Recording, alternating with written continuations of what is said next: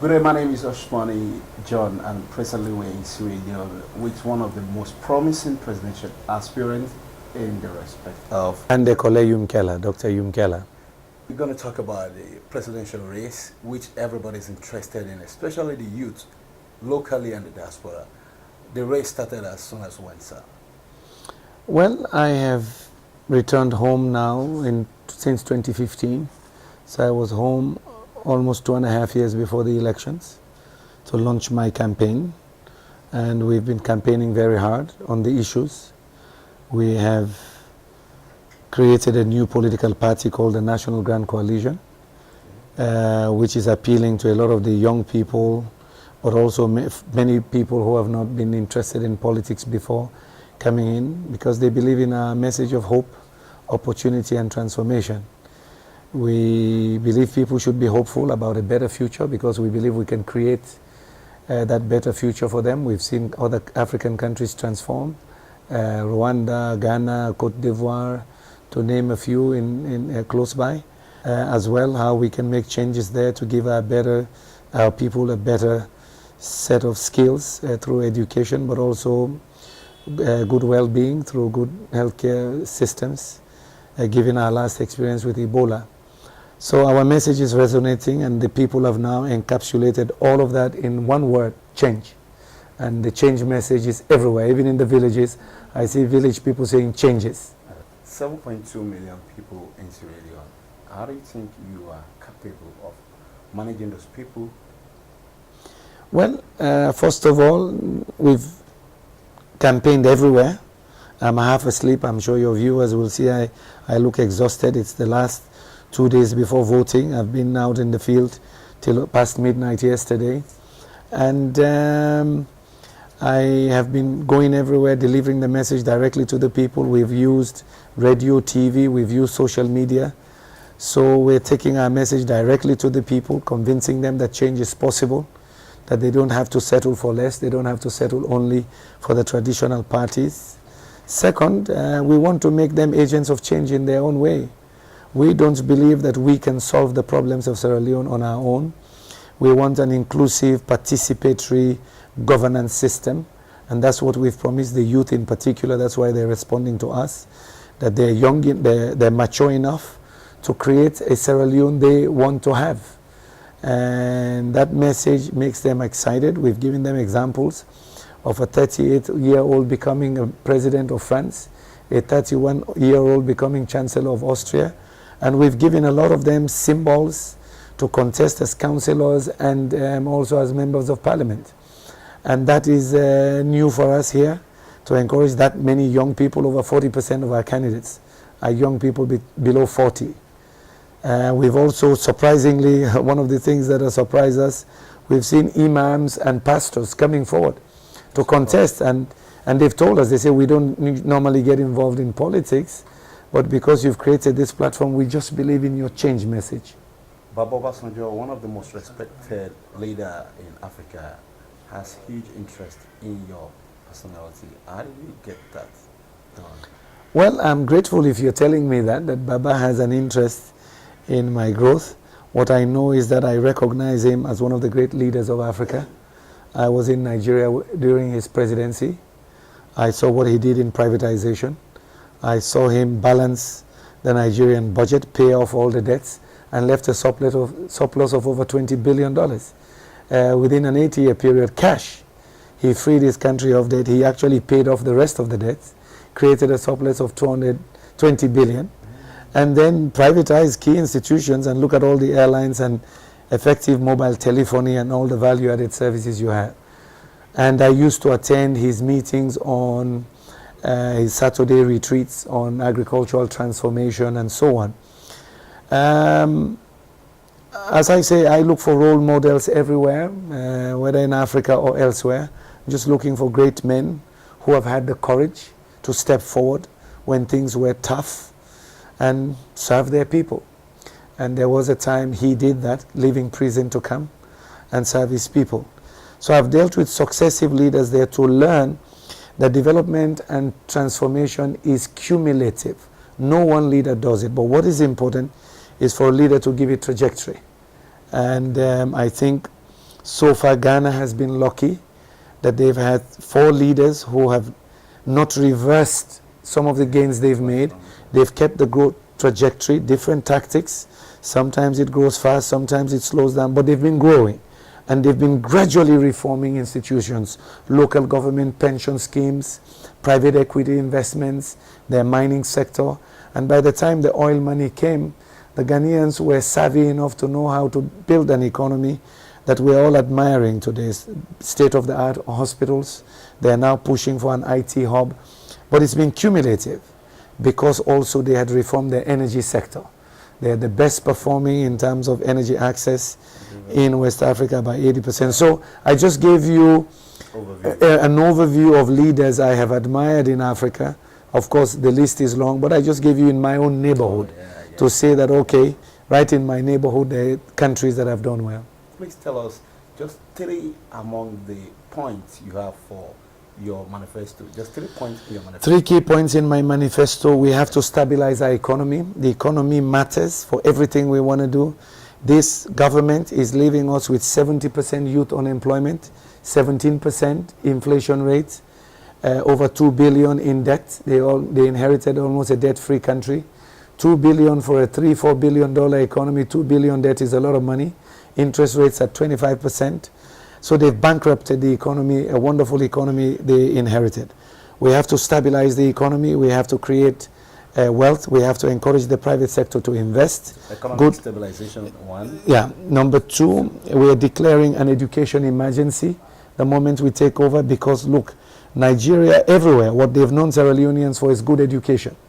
And so we have seen our education system badly disrupted, degraded, deliberately degraded, and kids are graduating, they can't even write a letter. 25% of the schools do not have clean water and toilets, so we'll launch a major initiative to bring water and sanitation to schools. 30,000 teachers are teaching and paid less than $15 a month. This has killed our educational system. The universities are in trouble. So a major emergency on education because we need to build more schools, reform the curriculum, pay teachers well, make them more professional. The third one is health sector, given our experience with Ebola, but also the fact that we have the highest maternal mortality rate in the world, one of the 5 highest infant mortality rates in the world, and the highest youth mortality rate in the world. 7 million people in a place that used to be called the Athens of West Africa.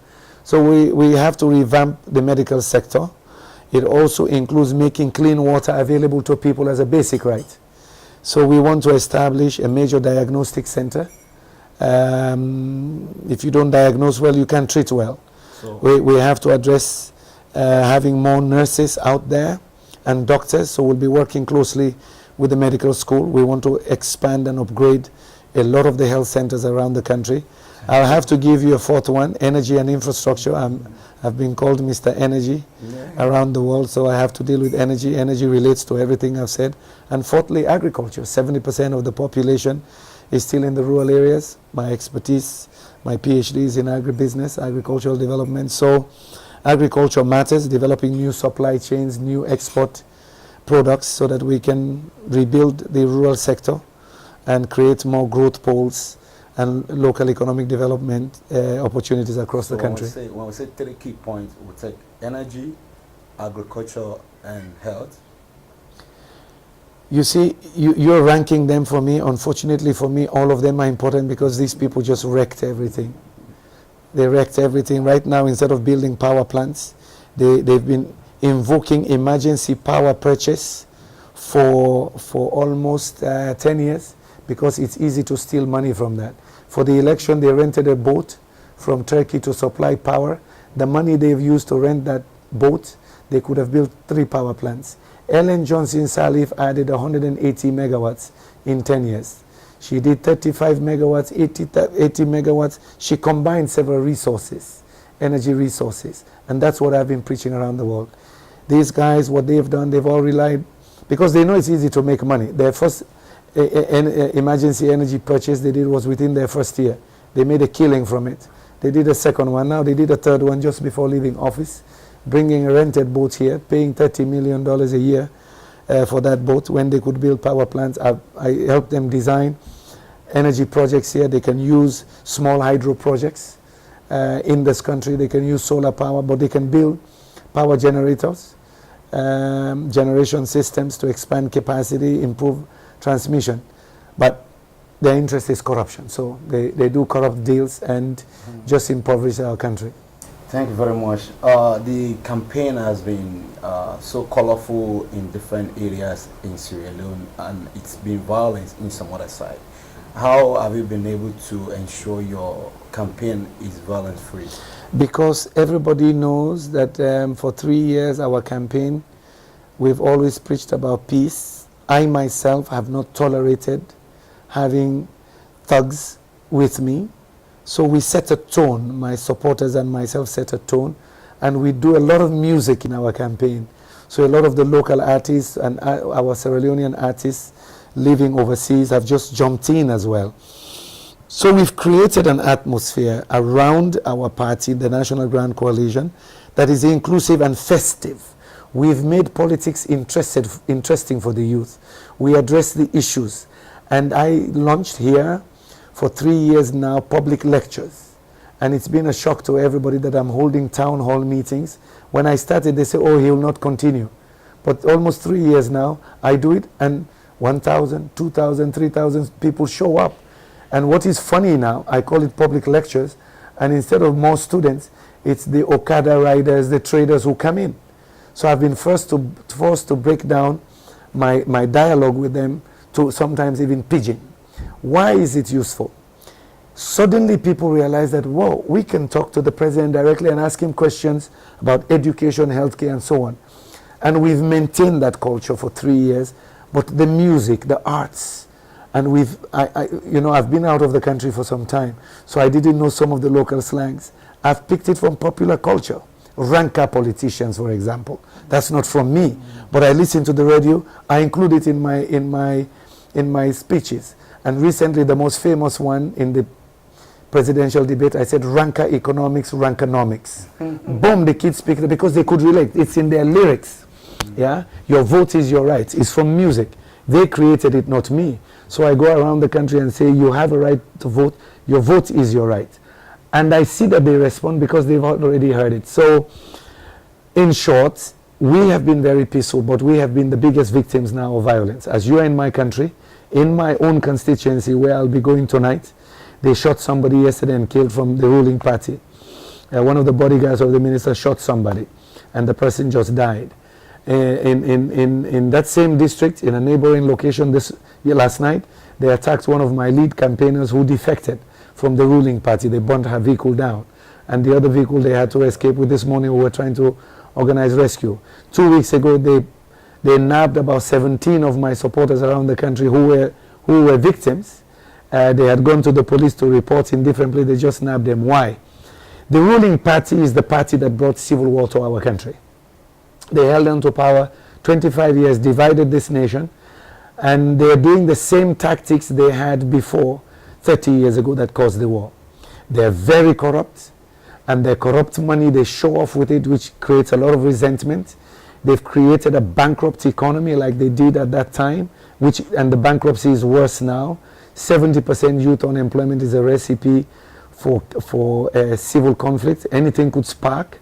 And finally, they're dividing the nation along regional lines.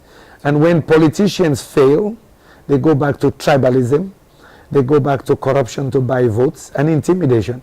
And we are victims of that because we are the new force. And then the other party that has been there for 56 years is purely pushing for ethno-regional campaigns. They're campaigning to their tribesmen. We are not for that. The Grand Coalition, I'm from the north, a Muslim. My running mate is from the south, a southern engineer, well-polished southeastern engineer, very well-polished, and a pastor. We really represent the new Sierra Leone. Well-educated engineer and economist, around them a lot of experts, because we want to bring professionalism back to governance. People think that if you're too educated, you stay away. We're saying no. If you're educated and a professional, that's exactly why you should be in politics, and that's what is attractive to the college students. Finally, the election, how secure do you see it happening? Then our National Electoral Commission has done a fantastic job. They've taken us through workshops to show us how they will protect the votes. We see a lot of international observers, many who are here. We're very grateful that some of your great leaders as well in Africa are here. President Mahama, President Jonathan, and President Amos Sawyer, they're all in the African Union, European Union, many observers around the world, civil society organizations. You are here as media. You're helping to keep them honest. So we're very confident that the integrity of the system will be good. But we're worried about the intimidation and violence from the ruling party. They're trying to ban vehicular travel, but we see them now registering their own government vehicles to ply the roads. We see them training vigilantes with red berets around the country. So we just want to say that we remain hopeful that the elections will be free and fair. And if it is, we win. The National Grand Coalition wins this election hands down. What is your confidence in becoming the next president of this country? It is very high. All over 10. Out of 10, I would say we're at 7. Yeah, because we've run an effective campaign. The population is responding very well, and we're broad-based. We're not based in any one region. We have a national appeal, and you can prove that for yourself when you move around the country. I think I saw you in Bo yesterday. That's supposed to be a stronghold of one of the older parties. You saw the people that came out. Very bold. If you go to the north, you go to the western area, go to other places, you will see the same thing. So I want to say to your audience that we're grateful for the interview. Sierra Leone is at crossroads. Many countries invested in our democracy over 20 years after a brutal civil war. But the party that caused the civil war is now trying to impose its will on the people. And they're dividing this nation again. The international community has to have an interest, and they have to hold those people accountable who want to divide our nation and take us back 30 years instead of moving us forward into progress and prosperity. But we, the National Grand Coalition, we're determined to introduce a new political narrative and a new trajectory of growth, opportunity, and an inclusive and free and fair and just society in our country.